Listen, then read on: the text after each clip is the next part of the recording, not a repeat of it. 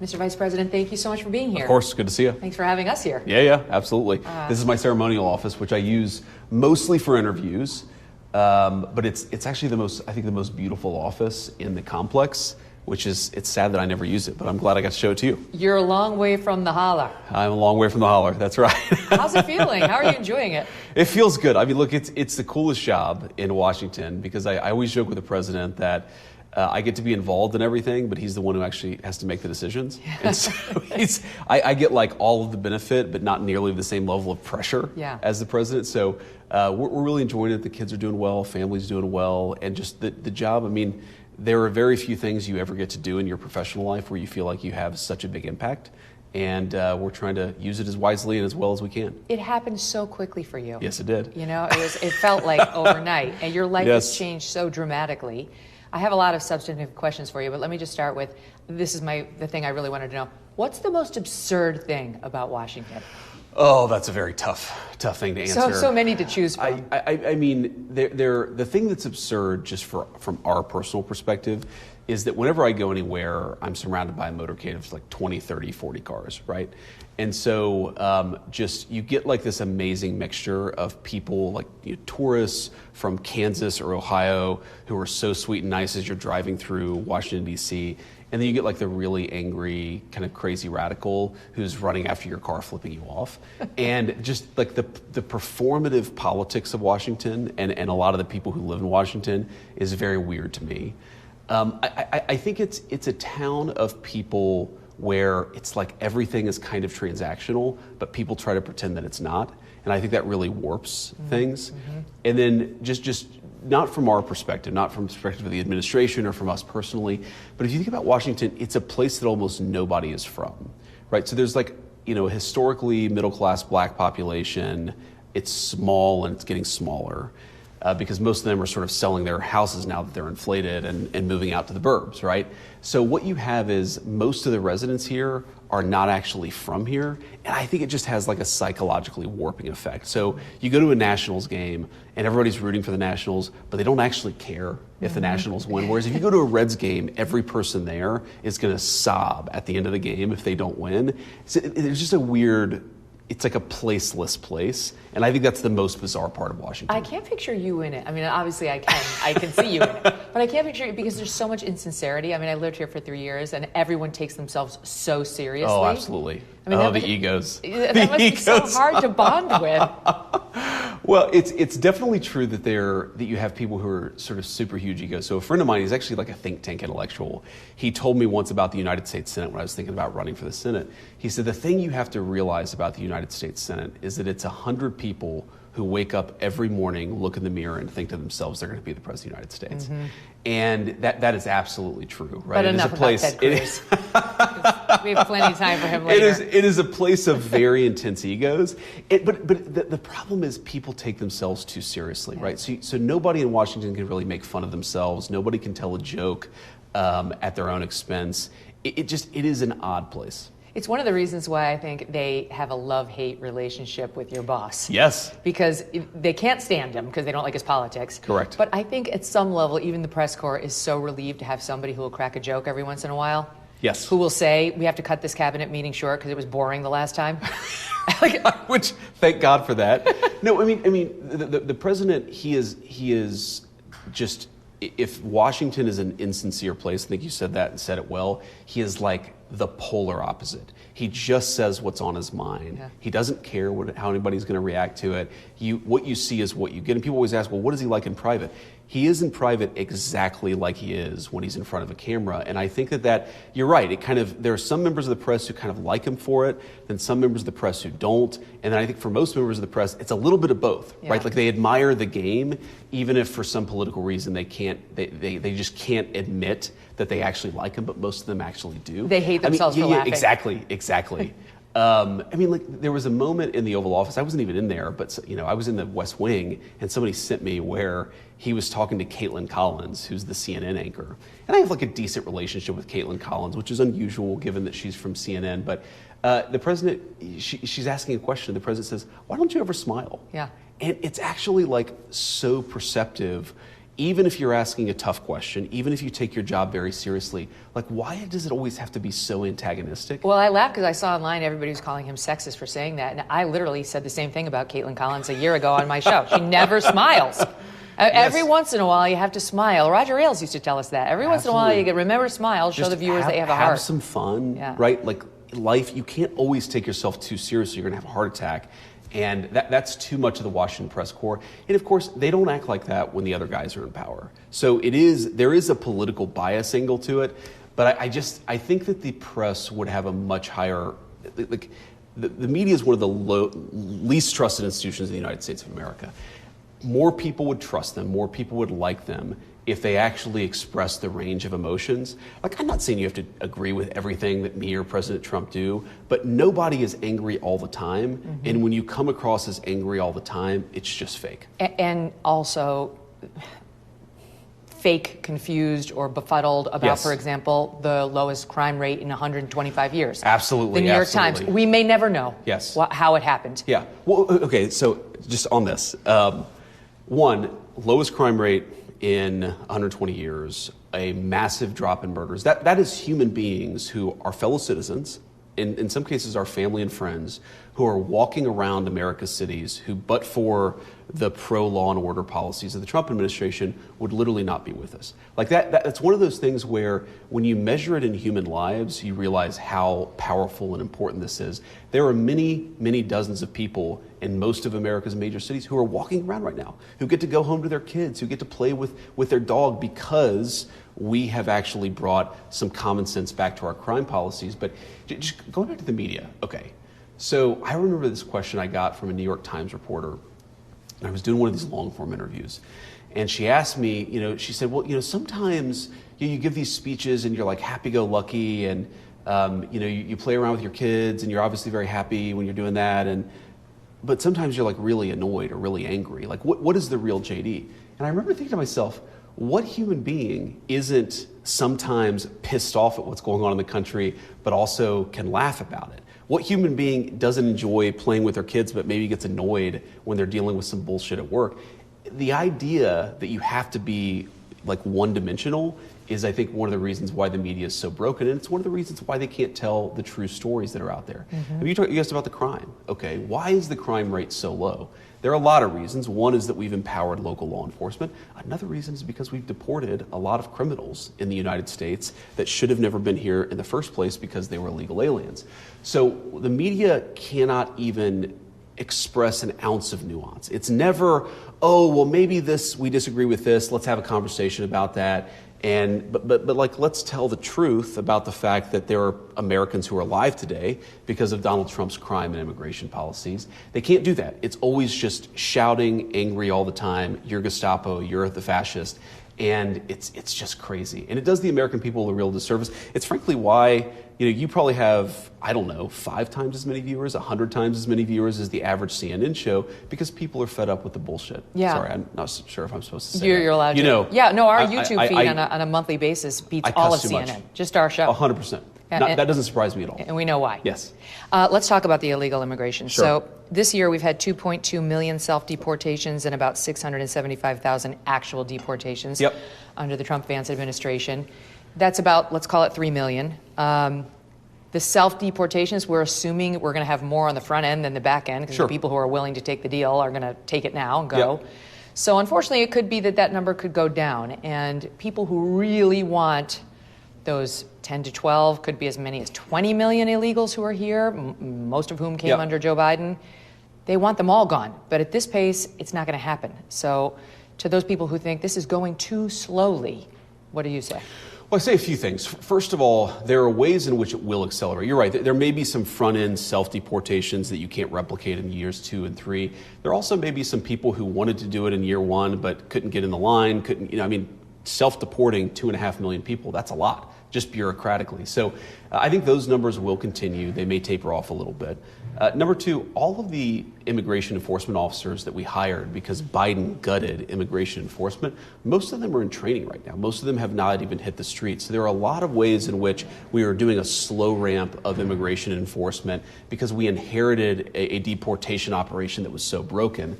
And then the third thing that I'd say is the left has fought us so aggressively, but many of our victories are starting to bear fruit. I mean, like just yesterday or the day before, you had a left-wing judge who said that we could not end temporary protected status for illegal Haitian immigrants. Now, this is a program that was put in place illegally, I believe, in the Obama administration, and now a judge is saying that we can't end it. Well, we're going to appeal that. We're going to win. But some of this stuff has taken where judges have tried to stop us from deporting illegal aliens. That's had to work its way through the appeals process. Some of those cases, I believe, are at the Supreme Court right now. So it just takes time to do this in the proper way, to do it in the legal way.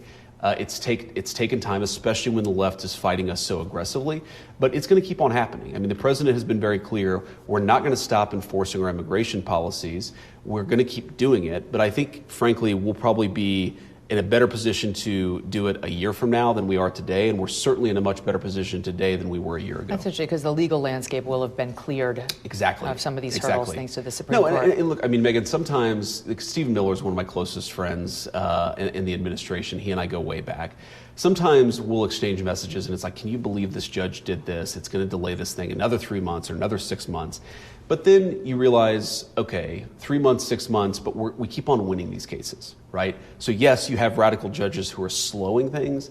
They're not going to be able to stop things so long as we in the administration maintain our posture on it, and we're going to. Do you find it shocking? Like the judge who issued that order Yes. saying you cannot end temporary protected status Yes. is the same judge who tried to stop Trump's ban on transgenders serving in the military. And both times she said it's animus. Yes. The administration either hates transgender people or now in this case, it hates black people from Haiti. And both times, I mean, she was overruled on the first case. She's likely to be overruled on this case. But you're a lawyer. Do you find it shocking how opinionated, how personal these judges make it? Yes, I do. And there was the one judge who was like, the administration should read the Declaration of Independence. I guarantee you that our president in the Trump administration is aware of the Declaration of Independence and has actually read it. I don't think Biden could have cited the first 10 words of the Declaration of Independence. So there is this weird judicial animosity towards the administration, but we kind of knew we were going to do this. I mean, I remember during the transition, we talked through, okay, we know there are some far left judges who are going to do nationwide injunctions, which, by the way, I think are illegitimate, but set that to the side. And we know we're going to have to power through this stuff. We're only a year into a 4-year term, so we are making progress. But you know, Megyn, this animus point is really interesting because I think to the extent that there are still, I'm fundamentally optimistic about human nature, there are still some good faith people on the far left who hopefully would try to understand where we're coming from. Here's what I would say. So I got an email from a classmate of mine a couple of weeks ago, and I didn't respond to it, but I did read it. And it was basically like, you know, it was a plea to sort of stop the chaos and to calm down the chaos. And I read it and I thought, okay, this is a good human being, even though I disagree with his politics. And of course, we don't want immigration enforcement to be chaotic. It's one of the reasons why we've encouraged state and local officials to work with us. But fundamentally, the question is, are we allowed to do what the American people elected us to do? Biden lets in, call it 20 million illegal aliens. If the courts tell us that we're not allowed to deport the people that the American people elected us to deport, that's fundamentally not about even immigration anymore. That's about democracy. Are the American people still sovereign if one administration can do something and the other administration can't do what the American people elected them to do in order to reverse it? And you think about even, there's another layer to it, which is nobody elected Joe Biden to open the border. If you actually look at what Joe Biden said on immigration during the 2020 campaign, he sounded a lot more like a moderate, even conservative Republican. And then, of course, they got into power and they opened the border. So doesn't it cast into doubt the legitimacy of our system if one president running on reasonable immigration enforcement opens the border and then another president is not allowed to close it and deport all those people who came? I think that's fundamentally what's at stake here is, do judges does the far left control the American constitutional republic, or do the people? And I believe the people are sovereign, which is why we've pursued the policies that we have. The example of Minneapolis has been troubling to both sides. Yeah. The left has used it to say ICE is out of control and the Trump administration is out of control. And the right is frustrated that by some accounts, we appear to have bent the knee there. Yes. In other words, Noam's out, Homan's in, now we're only focusing on the criminals. He says we're focused on the non-criminal illegals. Yep. I realize they've all committed crimes by coming here illegally. Yep. But my point is, the far right definitely, or the right, I think, wants all illegals of gone. Course. And actually, and the polls show that the majority of the American people still want that. Yes. They want all of the illegals gone, not just the ones who have committed additional crimes upon getting here. And I think a lot of us are wondering, what is the plan for getting them? Because it seems that the left has effectively exercised its veto by its terrible behavior in Minneapolis, such to, Homan is very focused on getting the illegals out. All of the reforms he's announcing are with respect to getting the illegals who have committed additional crimes and notification of them before they leave the local jails, which would be great. That would be a compromise of sanctuary city policy there. We don't yet have an agreement on that in Minneapolis, which is the biggest area. Maybe we'll get it. But the point is simply, what about all the others? Yeah. So I kind of like that our side is so insistent on this issue. I like the pressure. I like people saying, we recognize you've done a lot, now do more. I think that's kind of how this should work, is that fundamentally, the president and I and the entire administration, we work for the American people. And so I hear these complaints, I hear these criticisms. I guess I'd say a couple things. So first of all, again, you have an entire legal landscape, but also a deportation enforcement mechanism. All of these additional ICE officers that we brought in as part of the One Big Beautiful Bill. That's getting online now. But they're not going to Minneapolis. Well, some of them will. Some of them Homan just will. announced a drawdown of 700 so troops out there. Homan announced a partial drawdown, but because the local authorities are cooperating with him. And this is why it's important to segregate, what are we talking about, immigration enforcement or everything else? We're not drawing down immigration enforcement. We're drawing down some of the federal officers that were helping the guys doing immigration enforcement. And this is what I think, frankly, the far left and also some of our guys on the right didn't fully appreciate. When Homan says we're drawing 700 people down, those are the people who were protecting the ICE officers as they went out and did deportations and immigration enforcement. Most of the people that we have in Minneapolis, they're not doing immigration enforcement. That's true even after the 700 drawdown. Most of them are protecting the immigration officers from the mob that's forming around them. So as we get more and more cooperation from Minneapolis and from the state of Minnesota, and we are starting to get real cooperation from them in a way that we haven't, we don't want people there doing effectively police work so that they can protect our immigration officers. We want the immigration officers to go and do their work, and if they get into a problem, they can call local police. As that happens, I think you're going to see some of that law enforcement shifting to the local police, which is exactly what we wanted. And by the way, well before the Preddy shooting or the Renee Good shooting, that's what we were asking. Because if you look, even in very blue places, like Memphis, Tennessee, or a number of other cities, you see the system working as it should. An immigration officer goes in, arrests an illegal alien, that person gets processed and deported. And if, God forbid, you have a mob forming, the ICE officers can call the local police and say, hey, these guys are threatening us, they're harassing us, they're maybe even assaulting us. The reason why Minneapolis was so chaotic is because we had to have all these extra officers doing the job the local police wouldn't do. If the local police are willing to step up a little bit, I think that's a good thing, not a bad thing. And, I don't want to give this talk of surrender because I know that we haven't surrendered, but if they're in Minnesota doing the very thing that they said they refused to do, I don't think that's a surrender on the part of the Trump administration, especially as we continue on immigration enforcement. What about the secret option of E-Verify, where we go after the employers and we fine them if we find out that they're employing illegals? Yep. It seems there's been a reluctance to do that even by the Trump administration because there are a lot of employers who, let's face it, like employing cheap labor through illegal immigrants. Yes. So I supported E-Verify legislation when I was in the Senate. It's been an issue. I actually campaigned on it when I ran for the Senate. It's funny, I've never talked to the president about E-Verify specifically, but it would require an act of Congress. And that is something that, look, I would like to believe that Congress would support E-Verify legislation. I frankly don't know that we have the people that would make it happen. But look, if Congress wants to do it, then they should do it. And then, of course, that would give us some additional immigration enforcement tools. We would love that.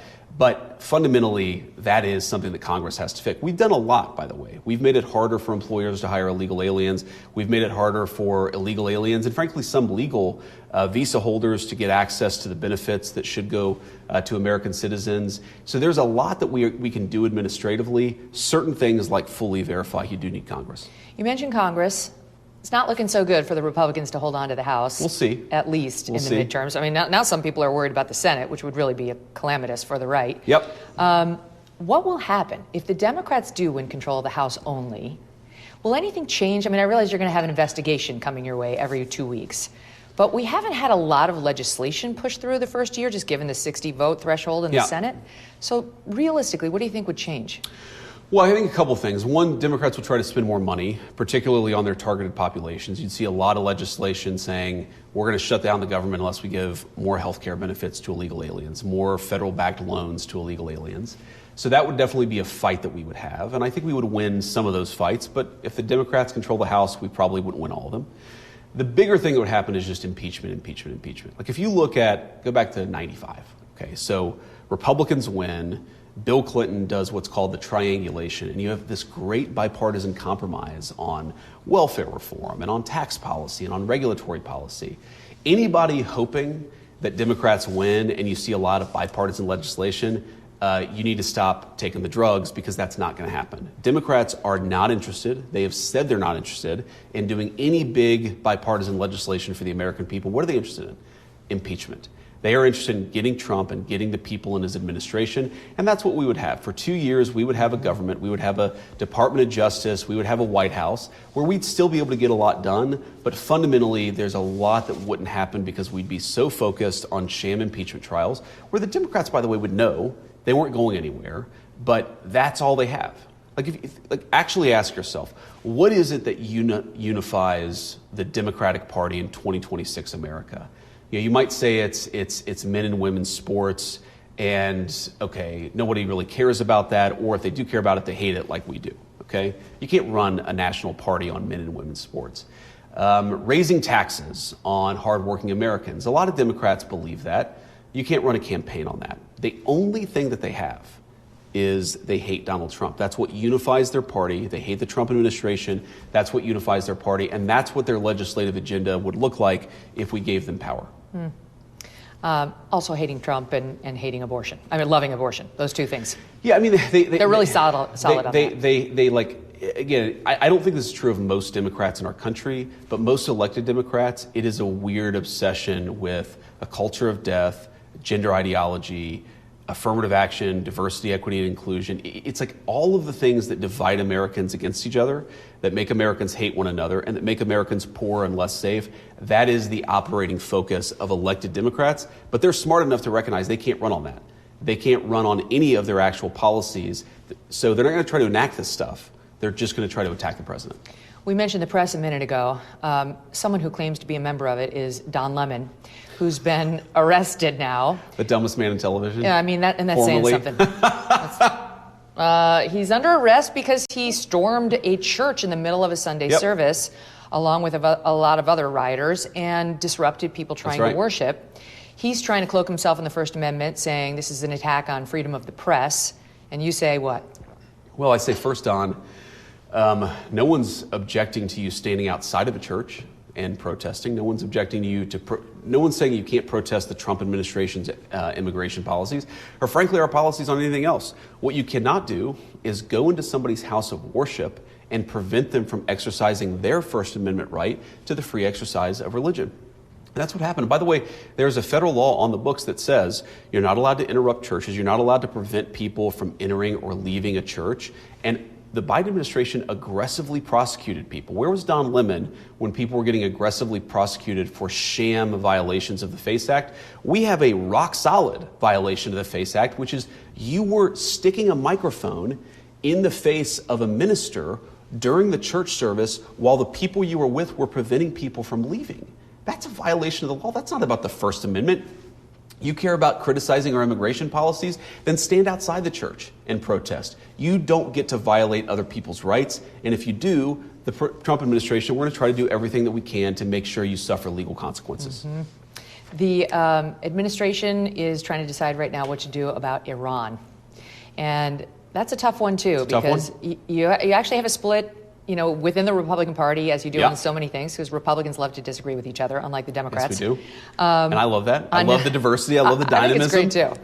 But just how aggressive should we be with Iran? There's a very large faction of the Republican Party that says What are we talking about Iran for? What do you mean? America first. Let's focus on our own problems, affordability, all these things. Sure. And they think President Trump spent too much time focused on overseas issues anyway, and they definitely don't want to get involved in Iran. And then there's a larger faction, another faction that is also large, that's more neocon-y, that says we missed an opportunity, we let those protesters down, the window's closing, we should be more aggressive militarily there right now. Where do you fall?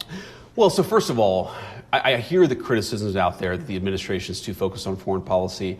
I just have to defend the president. I don't think that's true. I think that certainly when you're the president of the United States, you do have to conduct foreign policy. We're the most powerful country in the world. But what I see him every day, he's laser focused on how do we make the American people more prosperous and more secure in their own country. That's what our immigration policy is about, which we've taken a raft of crap over.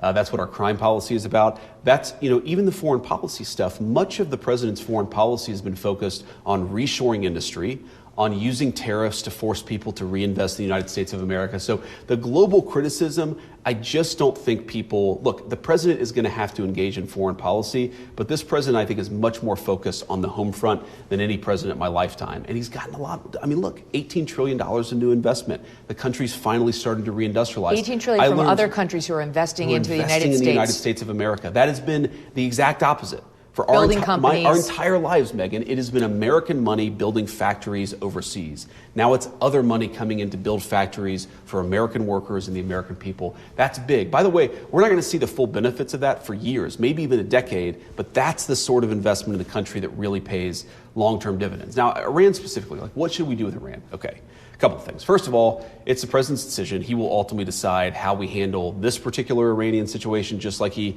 decided on Operation Midnight Hammer. What he has been very clear on, if you go back to 2015, 2016, 2021, 2025, the president has said consistently, we can't let these people have a nuclear weapon.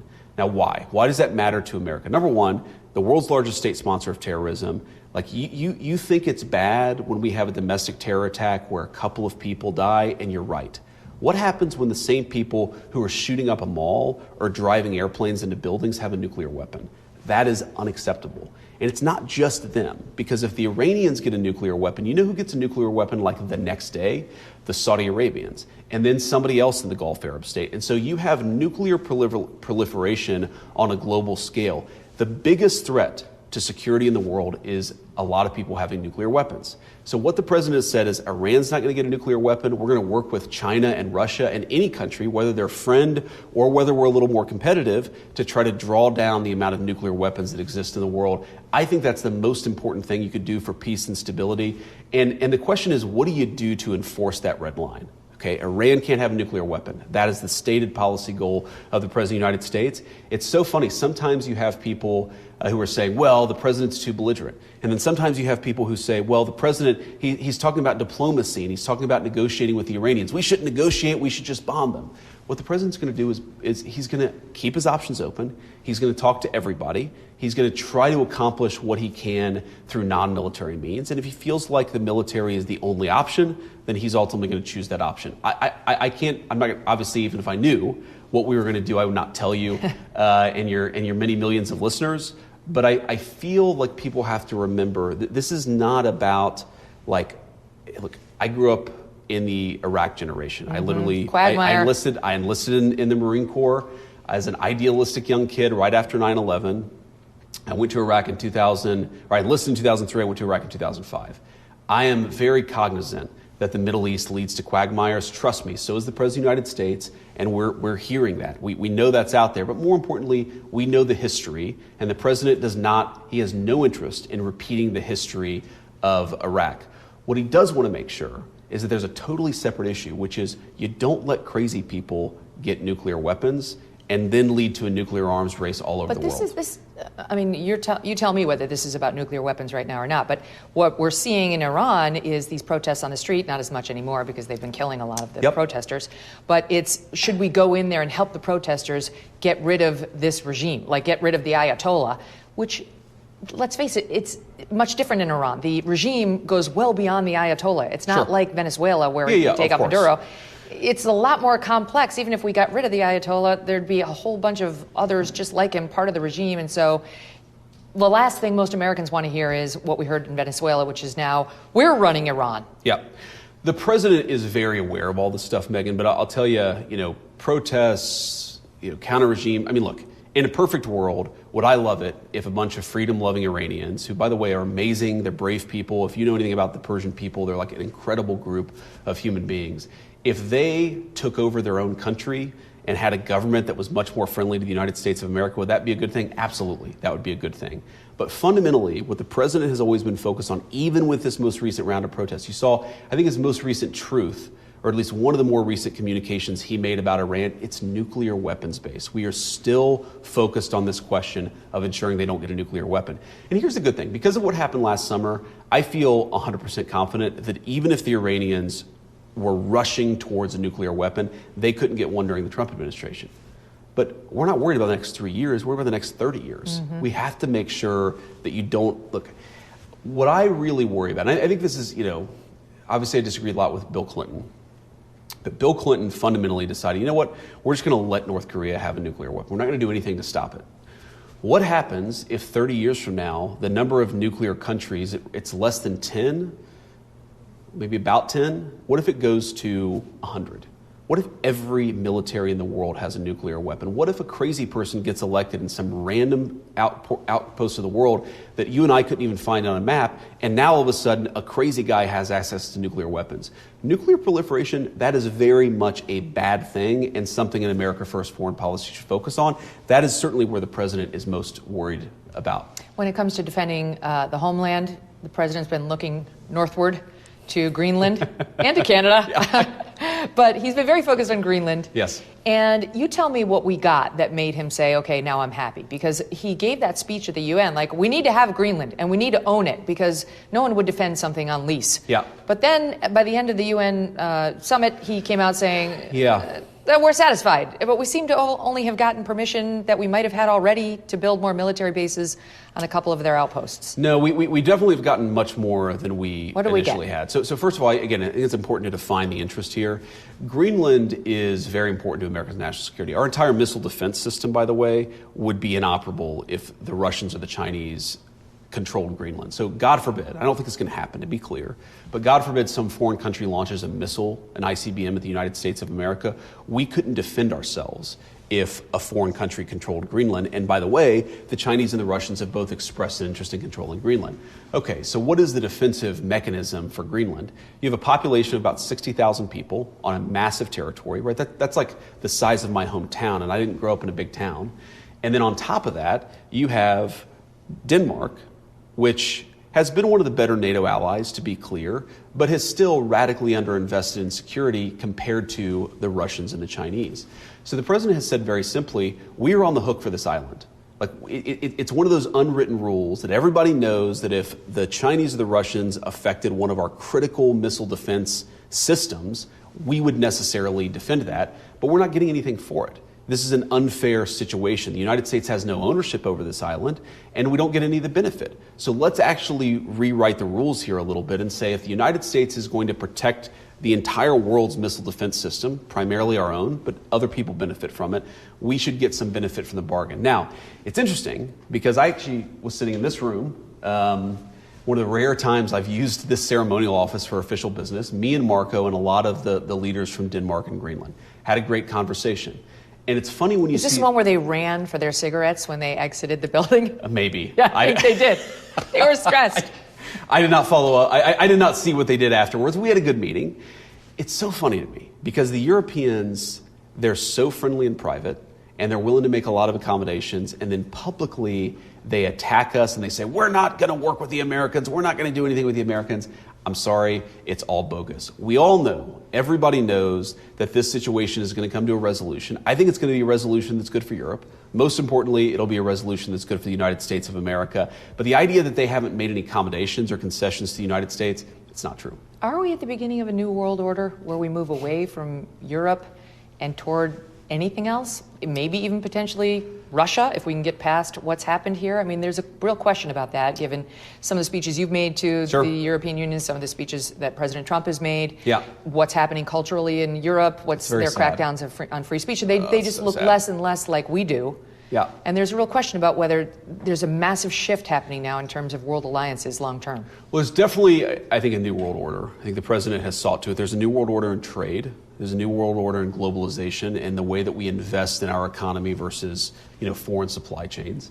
There's a new world order, and that the president is willing to shake up some old alliance structures. I mean, NATO, I think, is much different because of the president's leadership than it was 10 years ago. It was sort of coasting. It was effectively a protectorate of the United States of America. Obviously, you saw what happened in Venezuela. So, yeah, the president is putting a stamp on world history, but fundamentally in an America First way. Like that is the orienting focus. And so when people say, well, you can't work with Putin on anything because you disagree with the Ukraine invasion. Well, the president said very clearly, Putin should not have invaded Ukraine. We're going to try to work and bring that to an end, but there might be some areas of cooperation too. His attitude is not, you're our friend, you're our enemy, we're going to go to war with our enemies, and we're going to be, we're going to give our friends everything without asking questions.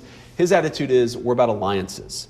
And you could have a country where we have a 90% aligned interest, but we're going to disagree on 10% of issues. Meanwhile, we may disagree with Russia on a lot, but we may agree on some things. And I do think that is a fundamental reorientation. The other thing that's much different, Megyn, about the president's foreign policy and just the way that he does business, and it's, look, there's a lot that I've learned from him, but this is nearly at the top of the list of the things I admire about the President of the United States, is he will talk to anybody. Like, when he was thinking about who to make his vice president, he was talking to the gardener at Mar-a-Lago. He told me that. And I said, well, sir, what did the gardener at Mar-a-Lago said this really matters to my life?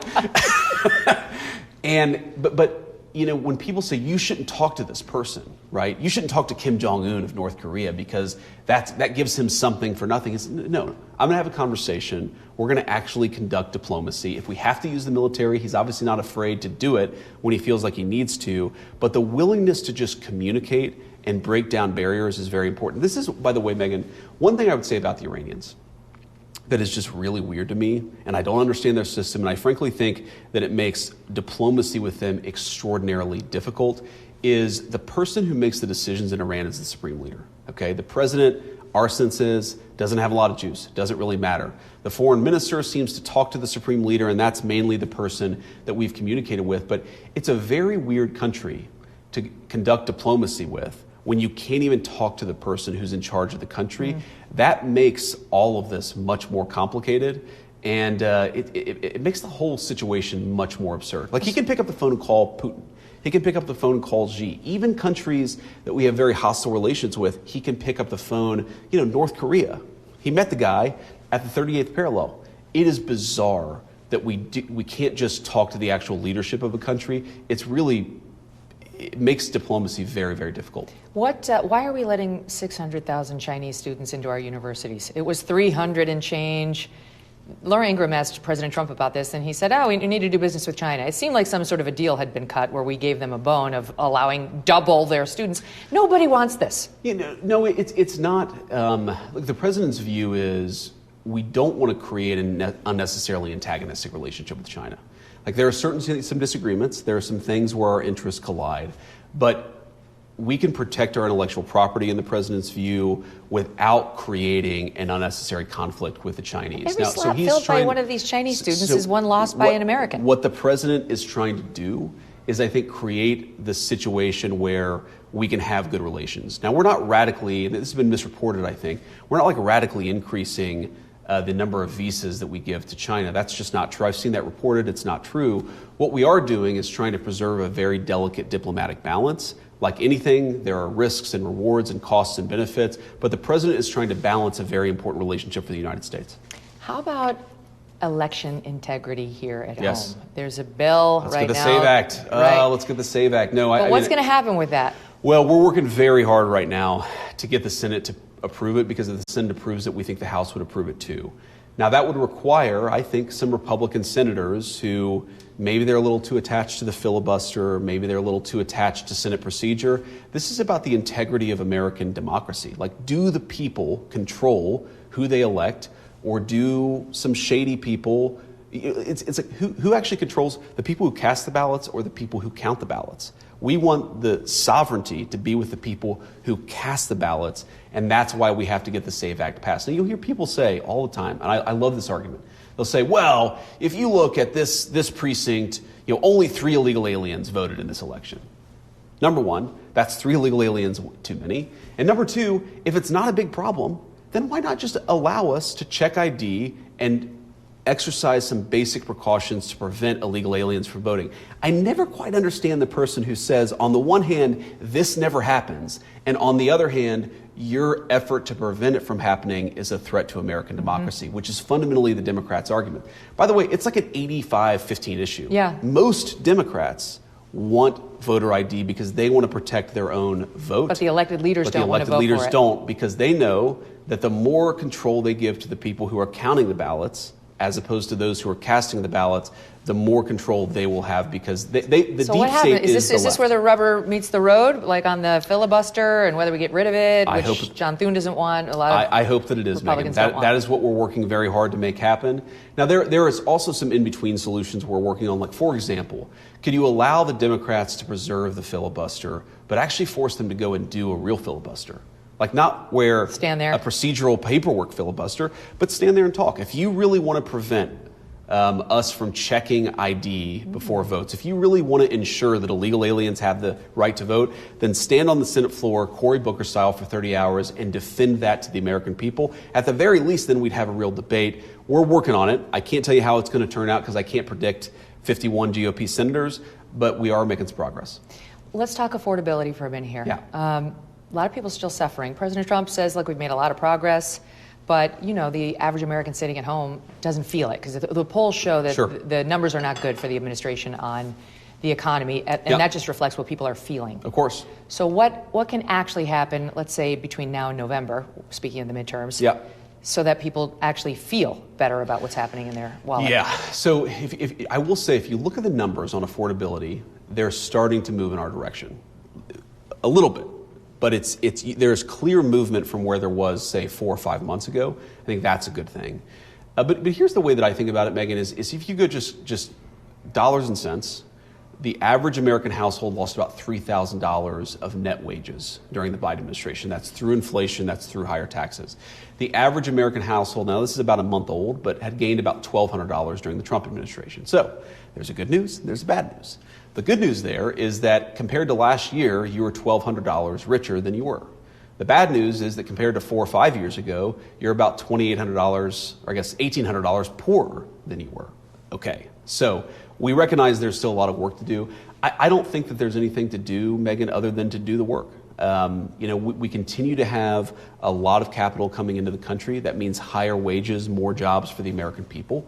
We continue to see grocery prices, I think, starting to come down a little bit. There are a couple of categories, we really worry about, beef in particular, that we're working very hard to bring down, not for the midterms, but just because we want the American people to buy some ground beef and to buy some steak if they so choose. There are things like cars and houses where we're seeing some real progress. Rents have now declined 5 months in a row. That's a big thing that's happening. So it's one of these things where I don't think you're going to be able to trick the American people. They know they got $3,000 poorer during the Biden administration. I think they're going to judge us by how much we've made them wealthier. And I think that come November, the verdict there is going to be positive. But we just have to keep working at it. The number one question that my audience wanted me to ask you. Oh, God. I know. I was actually surprised by it. Was they think the Republicans suck at messaging. Okay. They want to know what the administration is going to do to get their arguments out more strongly on immigration and on the progress that they've made. I think there's a frustration, actually, amongst the GOP base that there have been a lot of wins, but people don't know it, and that there actually is a sound immigration policy, but they let the left run with this narrative, and the media is only too happy to spread lies about the 5-year-old boy who was wrongfully deported and all that, right? Sure. Is there a plan? There is. I mean, one is the president and I are just going to get on the road a lot more in the next 8-9 months. And, part of this is you've got to, look, CBS, NBC, ABC, there's always going to be an editorial slant to those networks, but they're also declining in power. So I do things like this. I talk to you. I talk to your viewers through this conversation. But most importantly, we get out on the road constantly because most people still consume their news through their local affiliate, right? If their local CBS guy is saying, oh, the vice president came to town, the president came to town, this is what they're talking about, that's how you get the message out there. It's non-traditional media. I think we were very good about this in the campaign in 2024. It's something we want to get back to in 2026, is actually taking the message to people. Going on a lot of podcasts and a lot of the non-traditional media, which frankly I think has more narrative power, than the traditional media does. That's part of what we just have to do. I think the first year we're so focused on governing. Now we've got to go out there and talk a little bit more about what we've achieved. I do think there's a lot to hang our hat on, to be proud of, that the American people should be proud of. But you're right, we got to get out there and talk about it more. Somebody who's not shy about talking at all is Gavin Newsom. He's been everywhere. Vogue really loves him. I don't know if you saw the Vogue piece on him, but they like I don't make it a habit to read Vogue or to read about Gavin Newsom. I kid you not. This is the lead line of their piece. Let's get this out of the way. He's embarrassingly handsome. His hair seasoned with silver. At ease with his own eminence as he delivers his final State of the State address. It must drive Trump nuts. Newsom, lithe, ardent, energetic, a glimmer of optimism in his eye, Kennedy-esque. Do you expect Vogue to give you this same treatment when you sit down with them, Mr. Vice President? Just completely unbiased reporting. That is like something out of Pravda. Yes. That's what Pravda would have written about Stalin. This is what you're up against. Yeah, but I mean, how many people read Vogue? Nobody. But it was just a segue into 2028, and my favorite topic. Whether you think there could be a square off with the Kennedy-esque Gavin Newsom and possibly yourself. Well, we'll see. I mean, look, I'll give you the answer I've given to other people, Megyn, which is, it's so far in the future. I don't want the answer you've given to other people. Yeah, but it's the truth. And all I can tell you is the truth is, look, I think that if we take care of business, the politics in 2028 will figure itself out. And if we don't take care of business, there's no amount of salesmanship that is going to change that. You just got to actually do a good job at the job that we have right now. And I think the American people, hopefully in 2, 3, 4 years, say, you know what, we want another term of the governance of this agenda. We don't want to go back to the crazy woke Democrats. We want to double down on reinvesting in America, on rebuilding the American middle class. I think that's ultimately what they're going to decide. I can't predict the future, but it's why I'm focused on the job that I have now. The other thing, Megyn, is I made this observation, and I think that it would be so warping and because of that, very bad for the American people if I woke up every day and thought to myself, how do I maximize my chances in 2028? Because sometimes the answer to that question, in fact, probably most of the time, is going to be a little bit different than how do I maximize the chances of giving the American people a win, right? I got to focus on this job or I'm going to hurt a lot of people who really depend on me. Can I just ask you about the personal considerations that go into it? You're expecting a fourth baby. Yes. You have a young, vibrant, very smart and successful wife. Who had a big career before you guys got here. Sure. So what will factor into whether you actually do run? Oh, I mean, a huge factor. Look, if we ever have that conversation seriously, it's, do the kids actually want to do it? Do they like this? Right? I mean, so far they're very happy. They've actually thrived in it. And I think our 8-year-old struggles more with it than our 2 younger kids because, they're both, you've met them, but the 2 younger kids are extroverts. Right, Usha says the 2 younger kids are like me and the other kid is like her. So he doesn't like the attention, he doesn't like the cameras, he doesn't like that people are always offering to do special things for him. Even when the special thing is nice, he just kind of wants to blend in a little bit. So I think the question is going to be, can the family support it happily? Can we keep our family healthy? And if the answer is yes, then obviously that's a notch in favor of doing it. If the answer is no, I'd say that's pretty dispositive towards not doing it. But again, we'll have that conversation in a few years when we've actually done a good job here and can have that conversation with, I think, a little bit more of, first of all, it's there staring you in the face. It's not 3 years in the future, it's now. But also just where we have a little bit more sense of what is good for the kids. I mean, my first obligation, as much as I love the American people, it's to my wife and my kids. And we got to keep them happy. And so far, so good. I'm going to wrap it up because I know you got to go. Yeah, but go ahead. How are you going to prepare for this fourth baby? At this point, we're getting so many kids that they just kind of take care of themselves. So I guess we'll train the others to change diapers and do a bottle. I mean, I don't know. It's going to be chaotic. The thing is, Usha and I had this conversation. There are certainly sacrifices that come along with this life, but there are also a lot of good things. Like we live in this beautiful, very protected mansion that the American people have gifted us. So thank you. You're a taxpayer. Thank you for that. We also, most of our meals are prepared for us. So we don't have to worry as much about cooking. we did when baby number 3 came along. So there are a lot of things that in some ways make having a baby easier. You don't have to worry about TSA lines when you're the vice president. Air Force 2 makes transportation pretty easy. Yeah. So there are all these weird little ways where I actually think it'll be a little bit easier. It'll obviously be harder in some ways, but my attitude towards kids, I remember after we had Ewan, our oldest, I was like, what the hell have we gotten ourselves into? No more kids. And then we had a second, and then we had a third, and now both of us are just like, what's one more? Whatever. I'll share with the audience, I don't think you'll mind, that we were with you guys personally at this one point, and your kids were outside, and you just sort of called from afar, please don't create any ruination and despair. I loved it. It actually made me think, Mr. Vice President, what do you think Mama would think of all this? Oh, man, I don't know. I think she would. I ask myself that question a lot. I think she'd be amazed by it. And she was fundamentally just such a patriotic person. I think she'd be in this room right now looking up at the molding and the beautiful imagery and just saying what a blessing it is to be here. But I think the thing that she would just most like about our life is the kids. Mama always just loved kids. She loved grandbabies. And she loved the weird little things that they would say. She loved how, they were at one minute super caring and affectionate, at the other minute completely rebellious.